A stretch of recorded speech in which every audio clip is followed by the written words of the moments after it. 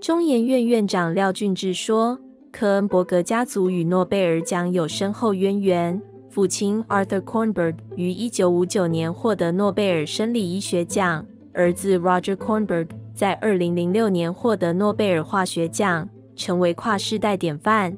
Roger Kornberg 为分子与结构生物学领域重量级科学家，揭示了真核生物基因转录的分子机制，并提出大流行病的科学解方。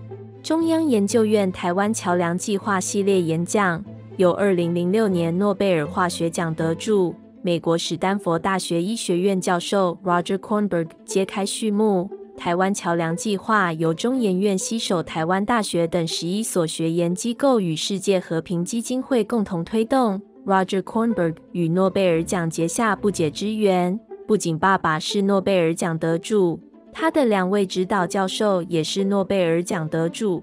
这是他第3次访台，他第1次访台是41年前来台湾度蜜月，他和太太都很喜欢台北。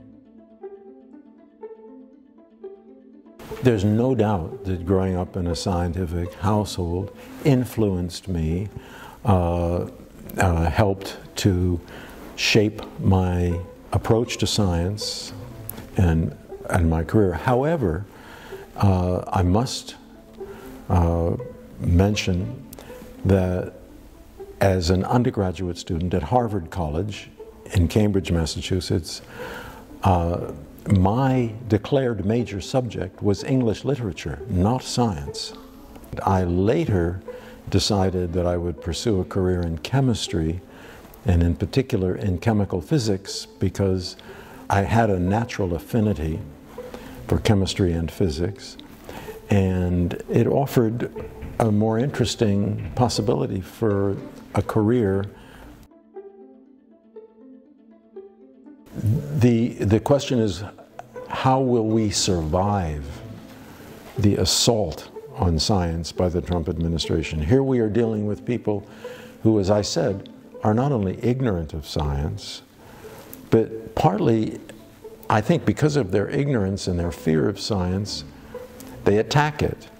They're antagonistic towards it. Look, he is making America very much diminished in stature. I have a background in literature, so I care a lot about forms of expression, language, and communication. And most of them are sorely lacking in the ability to communicate. And I tell them to remember that a lecture is a performance. It's not a recitation, it's a performance.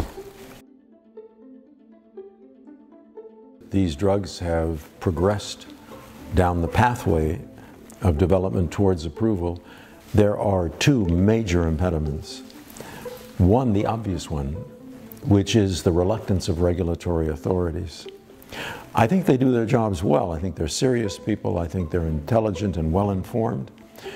But they are extraordinarily risk-averse and will take an inordinate length of time before a drug can finally be approved. The second problem is financial support. Progress in this regard is crippled both by the capitalist system and by government.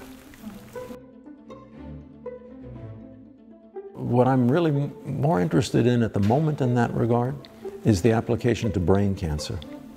And the tests are being done in January probably. And if that's successful, it will go immediately into children who are dying of glioblastoma without any regulatory or other delay, because these are kids who are going to die within a matter of weeks to months, and it can save their lives. Look, not only my wife, I have brilliant colleagues, people much smarter than I am, who tell me that the complexity is so great, the challenge is so formidable, that we will never really get to the end of this. And I take the opposite attitude. I see not only the rate of progress, but I have an abiding faith in the underlying principle, which is that all of our constitution, our activities, our very existence is chemical in nature. And it is therefore in principle understandable, and it is therefore in principle addressable by chemical means. 如果有一天科恩伯格真的找到终结疾病的万灵丹，他应再得一座诺贝尔奖。Well, fortunately, I won't achieve that in my lifetime, and I won't be subjected to the burden of another Nobel Prize. Yes, believe me, one is bad enough.